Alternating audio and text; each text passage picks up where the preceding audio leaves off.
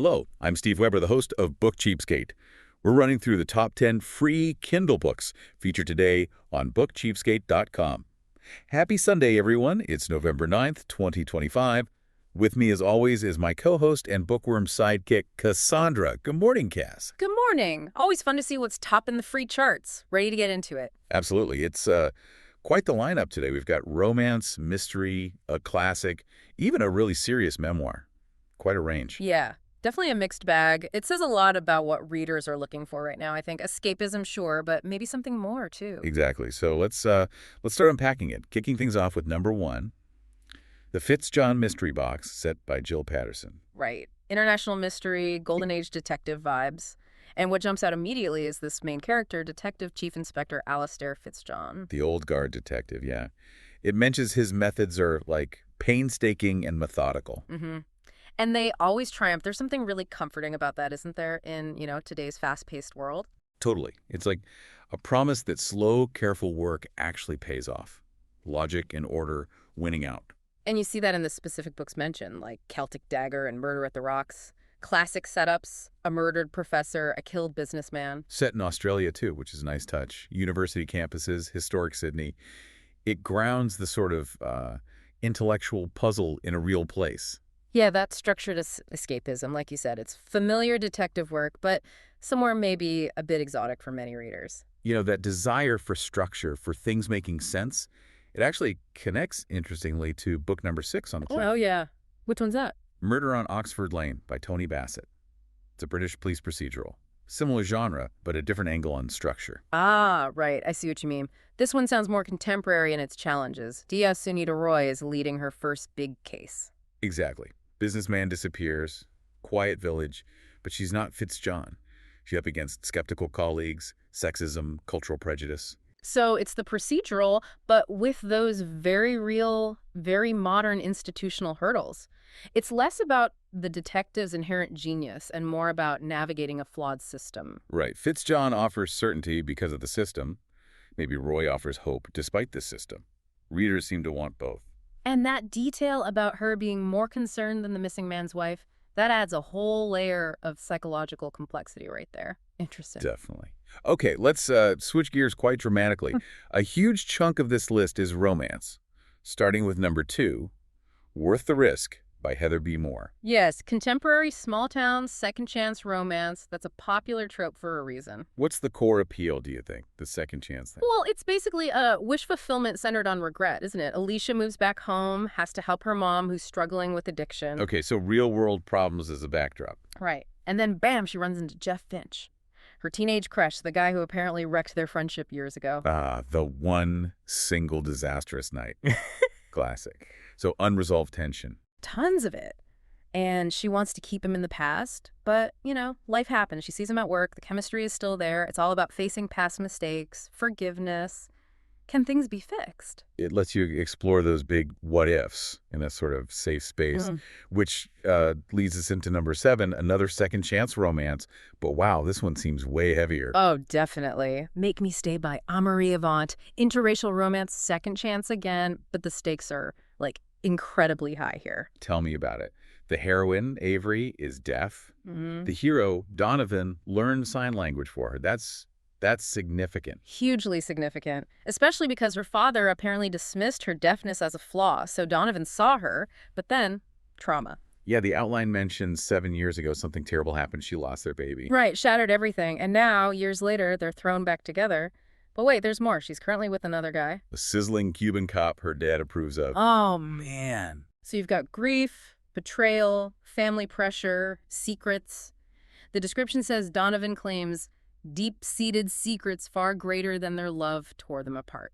Expect major angst. That's intense. Yeah. It really contrasts with the next couple of romances, doesn't it? Which seem a bit lighter. Yeah, numbers 8 and 9 definitely shift the tone towards, holiday warmth and sweetness. Still dealing with tough stuff, but the vibe is different. Okay, number 8, A Real Christmas by Christy Logan. Sweet single mom romance, holiday setting. Right. Allison's a widow, struggling, wants a good Christmas for her kids. Her boss, Ward Haysgard, is lonely, hates Christmas because he lost his grandmother who raised him. A bit of a Grinch. So opposites attract, holiday style. He helps her out, offers her a job. And they get closer. It's about finding connection through shared kind of low-key struggles, grief, second chances, building a new family feeling. But there's a secret from his past. Always a secret. Of course. Gotta have that conflict. It sounds like a gentler kind of healing compared to Make Me Stay. Exactly. And number 9, The Christmas Bet by Meg Easton is similar in tone. Sweet holiday romance again. This one has matchmaking kids, 2 6-year-old enemies. That sounds fun. Yeah, Operation Christmas Matchmaker. It's cute. The parents are Rachel, who's recovering from cancer, and Nick, a widower new to town, both dealing with loss and grief. So the kids basically force them together through a school Christmas program. Pretty much. Rachel's taken this bet to say yes to holiday challenges. Nick's just trying to get by. It's that forced proximity trope driven by adorable, meddling kids. It's about opening up again after devastation, but framed by, holiday hijinks in Colorado. A safe way to explore tough emotions. Right. It's catharsis through sweetness, really, which makes book number 3 stand out even more. Ah, yes, number 3. Luna Wolf. Sounds different. Rejected Mateshifter Romance. Dark Academy. Yeah, this is a whole different corner of the romance world. It taps into some really specific fantasies. The heroine, she's the only one in her pack who can't shift into a wolf. Okay, so an outcast from the start. Exactly. Because she's broken, she gets sent to Luna Alpha Academy. And this isn't Hogwarts. It's secret, dark, full of other rejects, immortal shifters, demons, teachers who are definitely not nice. They teach dark magic. Wow. Okay, so what's the appeal of a setting like that? Sounds pretty grim. It's about finding power in rejection, I think. Embracing the darkness when the light has cast you out. And the romance fits that the hero, Atlas, is described as a hot shifter asshole. Charming. He's the alpha heir, and he needs her to pretend to be his mate. In return, he'll train her, so you get enemies to lovers, fake dating. Plus that whole possessive alpha thing. High stakes, high tension. The fake relationship starts feeling real. Right. It's validation and finding your strength in a really hostile, unconventional environment. Yeah. A power fantasy, but a dark one. Very different from the sweet Christmas romances. Absolutely. Okay, we need to pause and shift gears completely now for number 4. This one requires a different tone. Agreed.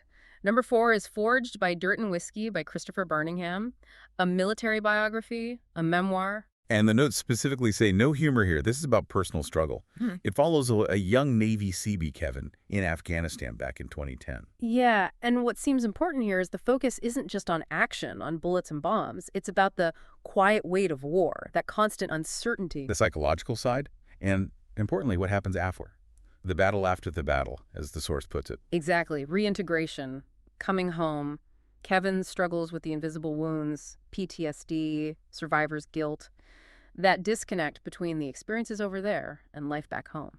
It sounds incredibly raw and honest, dealing with how that brotherhood forged in conflict becomes like a lifeline when you're trying to readjust. It's a vital perspective, important for veterans to see their experiences reflected and important for civilians to try and understand the true cost of service. It's not just the physical danger. A really powerful and necessary story. Okay. Shifting back now, staying in the things gone wrong category, number 5. Right. Raining Men and Corpses by Ann Artan. This one sounds fun, though.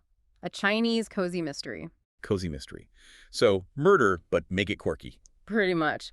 Our hero is Raina's son, a grad student, totally broke. Her advisor cons her out of rent money. Oh, no. She goes to get it back, finds him dead instead, and naturally she becomes the prime suspect. Of course she does. And let me guess, the detective is someone she knows. Bingo. The lead detective is the only guy she's ever loved. Awkward. Very awkward. Adds that romantic tension right into the murder investigation. What else makes it cozy? The characters, I think. Especially her meddling grandma who shows up with a red suitcase and secrets. That provides the humor, the balance to the, dead body, plus the cultural details. Gotcha. So lightens the mood, keeps it engaging beyond just the puzzle. Okay, almost there. Last one, number 10. A true classic. Yes. The Phantom of the Opera by Gaston Leroux. First published way back, 1909-1910. Still free on Kindle, though. Why do you think this one is still so popular, landing on a list with, shifter romance and cozy mysteries? Because the core themes are just timeless, aren't they? It digs into obsession, genius, madness, beauty, horror, all happening underneath the glitz of the Paris Opera House. That contrast is amazing. High art, upstairs, literal monster in the basement. Eric, the Phantom, his obsession with Christine. It's gothic, it's psychological. Is he a genius? Is he mad? Maybe both. And it explores how art can transform, but also how obsession destroys. It's got that dark, romantic pull. And didn't LaRue base it partly on real stuff? Or rumors, at least? Yeah, there were events at the actual Palais Garnier, rumors about hitting lakes, strange accidents, even supposedly a skeleton found walled up from years before. That grounding in maybe reality makes the fantasy even more potent. So it taps into those deep fears and fascinations about what lies beneath the surface. A really powerful story. Definitely. From the methodical Fitzjohn solving crimes in sunny Australia to the phantom lurking in the dark beneath Paris. Quite a journey through these 10 books. It really is. Yeah. You see readers wanting structure and certainty, but also intense emotional release, healing from trauma, exploring dark fantasies, and connecting with very real human struggles. What a mix. Shows the breadth of what people are looking for, even just in the free section. Something for almost every psychological need, you could say.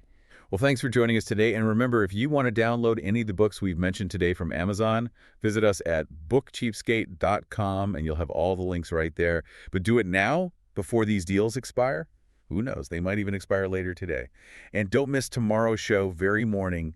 It's all brand new. We'll do it again then. Sounds great. Farewell for now and enjoy the reading. Until then, keep on opening new worlds with great books without blowing a massive hole in your wallet. And whatever you do, remember this. When you read, Your mind becomes its own kingdom.